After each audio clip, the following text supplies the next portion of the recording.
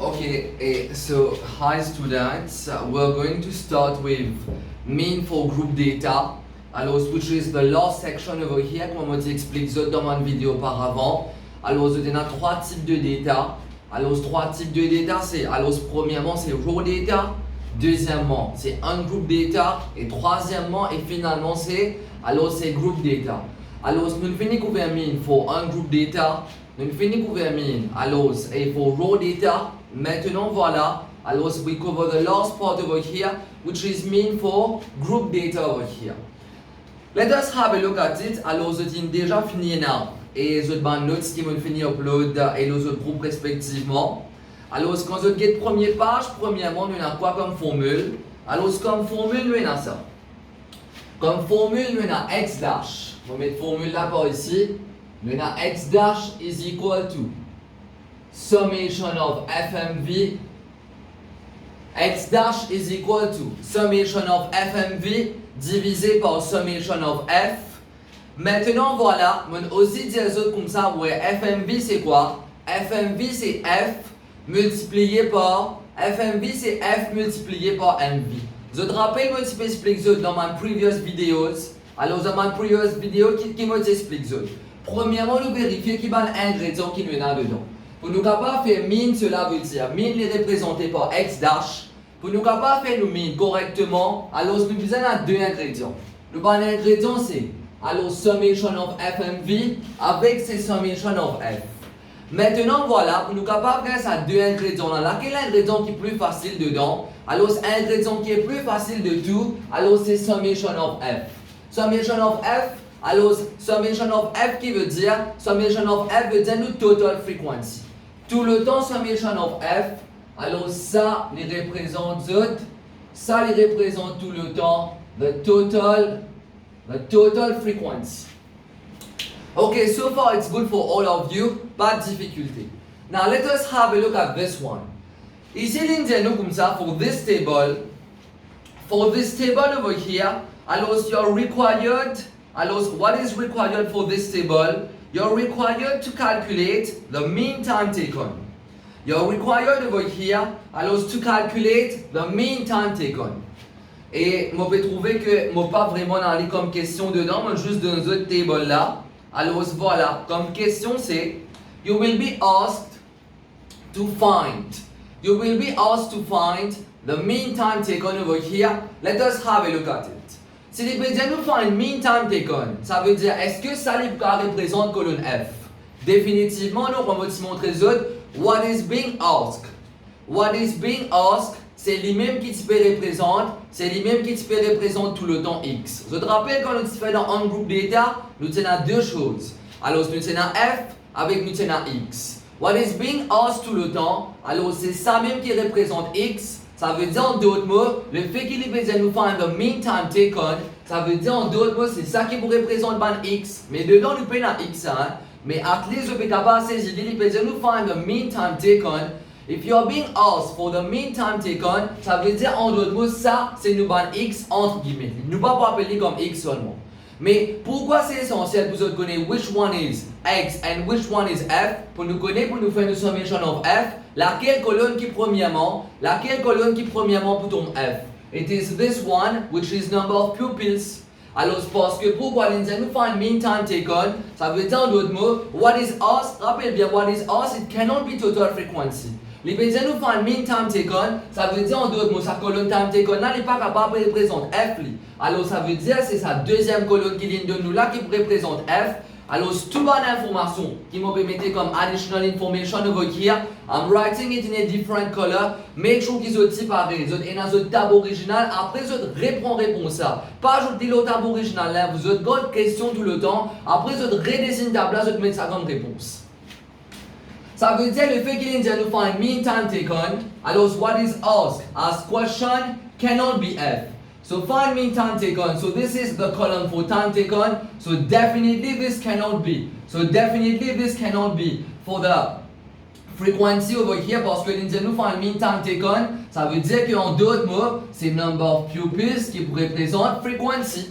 D'ailleurs, l'Indien nous comme ça, the table below gives the times taken by a group of 20 pupils. Ça veut dire en d'autres mots, c'est ça qui peut représenter. Ça veut dire en d'autres mots, c'est ça qui peut représenter mon total. C'est ça qui peut représenter mon total frequency. So, tu peux bien saisir par ici là. I hope it is parce que n'a rien de difficile. Maintenant, avant qu'il commence, on commence et vraiment expliquer comment nous faire un calcul là qui est bien simple. Mais let us have a look at it. Qui fait est-ce que ça tombe dans le groupe d'état? Comment vous identifier que ça est en termes de groupe d'état? Let us have a recap of this. Quand c'était en termes de row d'état, il est comme ça, 2, 3, peut-être capable d'un X, il y en a 1.5. Row d'état, il est comme ça. Tout le temps, ça c'est row d'état. Un groupe d'état, il peut venir en termes de table. Un petit peu pareil pour moi, ça là, mais je peux trouver seulement que il y a X pour un F, mais seulement je peux trouver que la valeur là est bien spécifique. Peut-être que ça c'est 10, ça c'est 15. As you can see over here, these are pure values. Je peux saisir là. Ça, comment je trouve quelque chose qui est comme ça c'est un groupe d'état. Comment je trouve quelque chose qui est comme ça c'est row d'état. Vous autres reconnaître que quelque chose en termes de groupe d'état est bien facile ça. Vous pouvez trouver qui comme quoi it is grouped in terms of class interval. Alors, je vais comment par ici. D'abord, pas dire que ça c'est mon premier valeur ça. Ça c'était trouvant 0 et 10. You see, we have a class interval over here. Get comment ici, c'est 10 à 20. We have a class interval over here. Nous prenons vraiment une valeur spécifique, mais plutôt nous avons un class interval. Whenever data is grouped in terms of classes, or class intervals, définitivement là, les boutons dans la catégorie group data. Okay, it's good for this one. So basically when you have this for the exams, it's really easy to recognize it because these are class intervals. Comment se trouver en termes classes, en termes class interval, it's definitely group data. Comment se trouver les comme ça, it's definitely ungroup data. Et comment se trouver les comme ça, it's definitely raw data. Okay, so far it's good. Maintenant, toujours avant de commencer avec sa partie là, pour montrer comment nous servir une formule là, je peux trouver maintenant comme une note dedans. L'indiano comme ça, when data has been grouped into classes or intervals, we do not know the actual values. Thus, one main disadvantage of group data is that the original information is lost. Ah, qui veut dire ça va une partie là? Les comment dire voilà. Les comment dire, nous dire comme ça, nous faisons un test dans la classe, nous faisons un test sur 100 points, nous faisons un test, allez, disons nous faisons un test sur 50 points. Disons nous faisons un test sur 50 points. Nous dire comme ça, il y a des élèves, ils gagnent entre 0 avec 10 points. Il y a deux élèves, ils gagnent entre 0 et 10 points. Nous dire comme ça, un élève là, il gagne 5 points. Nous dire comme ça, un autre élève là, il gagne 8 points. Ça veut dire un élève, il gagne 5 points, un élève, il gagne 8 points. Mais, when you have a look at this one, ça veut dire que ça vous mettez. Vous mettez dans la colonne, allez, un élève gagne 5 points, un élève gagne 10 points. Un élève gagne 5 points, un élève gagne 8 points. Ça veut dire combien d'élèves qui gagnent entre 0 à 10 points. How many students scored between 0 to 10? C'est 2 élèves. Vous pouvez bien saisir là. C'est 2 élèves qui gagnent entre 0 à 10 points. Mais le problème c'est que quand on peut dire nous the original information, est-ce qu'ils sont d'accord that the original information is lost? Oui, parce que je connais qui comme quoi entre 0 à 10 points, moi il y a 2 élèves. Très bien. Moi il y a 2 élèves qui gagnent entre 0 à 10 points. Mais est-ce qu'il me connaît précisément qui un gagne 5 points avec un gagne 8 points? Non. So the original information is lost. Vous pouvez bien saisir là, il n'est pas comment ça là, get on group data. Quand je get on group data, allez, fais comment dire X, il peut représenter mock, F, il peut représenter la totalité. Allez, fais comment dire, on met 2 points ici. Allez, combien d'élèves gagnent 2 points? 5 élèves. Combien d'élèves gagnent 10 points? 3 élèves. Là, on connaît qui vraiment 5 élèves gagnent 2 points, mais on a un chiffre exact là. Ici, on connaît que exactement 3 élèves gagnent 10 points. Moi, on a un chiffre exact là, je peux saisir là. Tandis que ici, on connaît qu'il y a 2 élèves qui gagnent entre 0 et 10 points. Oui, mais combien de points là? Est-ce qu'il me connaît qui vraiment un gagne 5 avec un gagne 8 points? Non, vous autres, nous ne connaissons pas ici. Alors, this is the very main disadvantage of group data which can be asked for the exams. Alors, the main disadvantage, c'est que when data is grouped in terms of classes, when data is grouped in terms of intervals, the original information is lost. C'est pour cela que vous pouvez trouver Alors, mon donne comme consequently, we can only obtain an estimate of the mean. Qui fait we can only obtain an estimate of the mean? Mais parce que mon peux la bonne valeur originale, la même get ici. Ici, il va vous dire que estimate, tout bonne question quand il est en groupe, tout bonne question quand il raw data, les supposément calculer, les pas supposément estimer, les supposément calculer qui fait. Parce que je connais que c'est 2 points effectivement, là je connais que c'est 10 points. Effectivement, c'est 10 points. Alors, the original information is preserved over here. Quand originalité is maintained, then we can be asked to calculate. Il n'est pas pourtant une estimation là. Parce que le fait qu'il me la vraie valeur là, je ne pas perdu, je ne pas mélanger, la vraie valeur là, elle toujours existé. Alors, quand on calcule pour mean, alors on peut toujours gagner un mean qui a la précision, un mean qui est exact. Quand quelque chose est exact capable de calculer, alors si vous dites calculate. Mais tandis que là, le fait qu'il ne m'a pas connu qui comme quoi ça, 2 élèves là, alors combien de points je gagné, alors comment vous faites mon calcul, mais le fait qu'il ne m'a pas capable de connaître qu'un là a 5 points, un là a 8 points, ça veut dire le fait que original information is lost, the moment that original information is lost, tout le calcul qu'il nous peut faire, l'open group classes, l'open group data, alors voilà. Every answer will only be an estimate of it because the original information is lost. Vous avez bien ces idées-là. Oui, c'est pour cela tout le temps quand quelque chose, en termes de group data, the question especially for me, je peux finir remarquer pour les examens, vous dites estimate, il ne pas vous dire calculer, vous dites estimate. Ok, it's good là. Now let us start with this one. Comment je peux faire pour calculer? Comment je peux faire pour calculer the mean? Alors c'est très facile. Nous regardons, allez, le premier ingrédient, nous finissons. Le premier ingrédient, c'était summation of f, qui représente total frequency. Alors, quand on ajoute le tout, nous gagnons 20, mais il n'est pas nécessaire d'ajouter le tout. Il finit de dire comme ça qu'il y a 20 pupils. Dans le contenu là, il finit de préciser qu'il y a 20 pupils. So, for this one, pas de difficulté. Maintenant, nous regardons le deuxième ingrédient. Le deuxième ingrédient, c'est quoi? Alors, c'est summation of FMV. Comment on dit tout le temps? Oubliez summation. Pour nous gagner summation, mobiliser un FMV. Pareil, comme on t'explique ça dans mon ancien tutoriel, ça, le raw data, le on-group data. Pour nous capable de gagner summation, premièrement, vous êtes capable de gagner summation. First of all, for you to obtain summation of FMV, mobiliser dans chaque rows, chaque rangée par ici, mobiliser dans une bande FMV respective. Maintenant, FMV, c'est quoi ça? Alors, FMV, c'est F multiplié par MV. FMV c'est F multiplié par MV. Alors MV c'est quoi ça? MV il peut représenter mid value. MV il peut représenter mid value. Et comment je fais pour travailler mid value? C'est lower class boundary plus upper class boundary. Alors le tout divisé par 2. Alors, sans qu'il vraiment aller due to any confusion over here, alors rappelle bien tout le temps. Quand vous êtes besoin de faire mean, rappelle bien tout le temps là. Tout le temps quand vous êtes besoin de faire mean for group data, the very first step, rappelle bien, the very first step is to find MV. Voilà, retenez par ici. Tout le temps, step numéro 1, c'est find MV. Comment vous êtes une question dans mean for group data? Find the middle value which is MV. Alors, ce qui va pas faire par ici, on va label une colonne, alors ce qui appelle mid value. Moi, label une colonne qui appelle mid value, alors ce qui est représenté par MV. Maintenant, comment nous faire pour travailler MV? Il est bien facile, extrêmement même facile. Je n'ai qu'un pour prendre, ça va une class interval, là, bien. This is the first class interval, this is second class interval, third class interval. Nous avons pour premier ranger ce class interval, c'est 0 à 10. Pour être capable de gagner mid value, c'est bien simple. Vous n'avez qu'un pour prendre une class interval là, ce premier valeur et ce dernier valeur, vous ajoutez et vous divisez par 2. Ça veut dire par ici, pour vous gagner ce mid value, vous prenez 0 plus 10 divisé par 2, cela vous donne 5. Pour ici, vous prenez 10 plus 20 divisé par 2, cela vous donne 15. For this one, vous prenez 20 plus 30, vous divisez par 2, cela vous donne 25.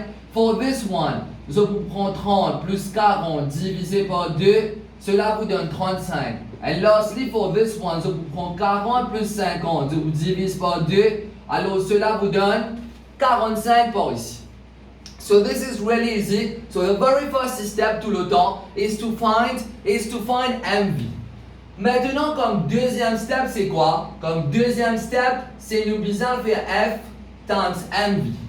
Rappelle bien tout le temps. Alors, deuxième step, nous besoin faire une colonne F multiplié par MV qui est très très facile par ici. Let us get it done.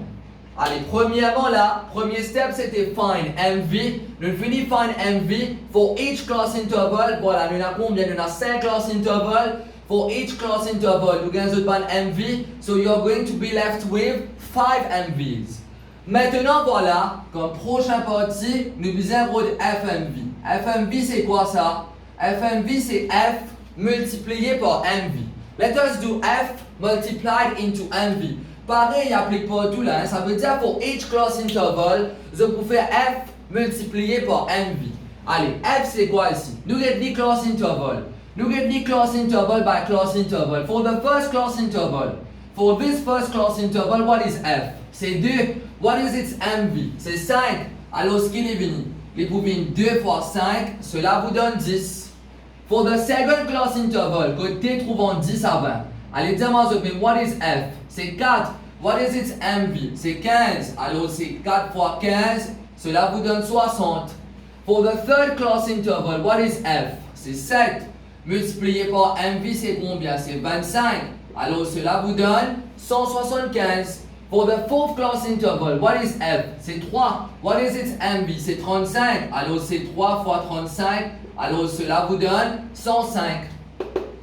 And getting to the last part over here, alors F c'est quoi? C'est 4 fois MV, c'est 45. Alors, c'est 4 fois 45, cela vous donne 180.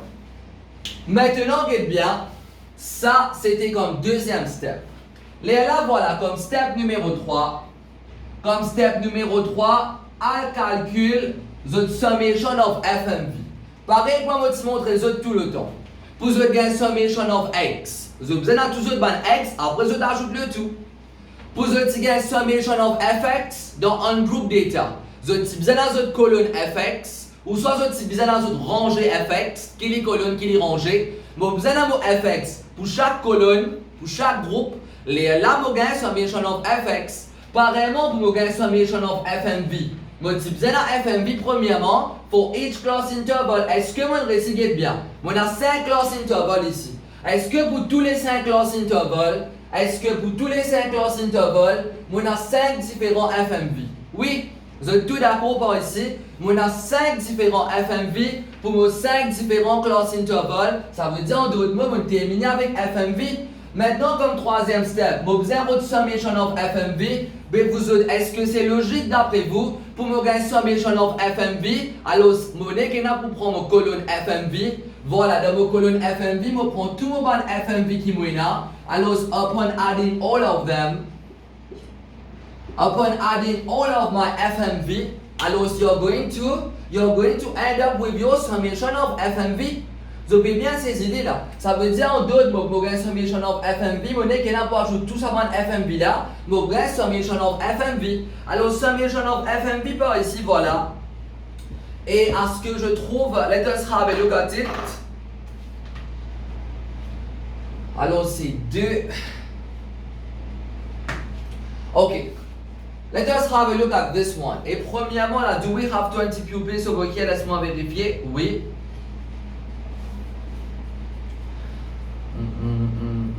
Just give me 1 minute over here. Est-ce que vraiment on a 20 pupils? Ça, mes excuses. Attention, on a un petit faute qui est passé. Alors c'est 7, 7, 14. 7, 7, 14. 14 et 18. Oui, c'est bon, c'est bon. Ok, it's good for this one. Allez, summation of FMV. Alors c'est 70 plus 175 plus 105 plus 180. Alors cela vous donne une totalité de 530. Voilà. Ça veut dire votre totalité de FMV, c'est 530. Mais voilà, dans la quatrième step là, c'est quoi? Quatrième step maintenant, you find the mean directement. Okay, it's good for this one. And can we obtain the mean over here? Oui, au contraire, vous nous gagnez mean là, et bien mean, ce formule, c'est summation of FMV sur summation of F. Est-ce que moi, la summation of FMV? Oui. Est-ce que moi, la summation of F? Oui, c'est 20. Therefore, from mean is equal to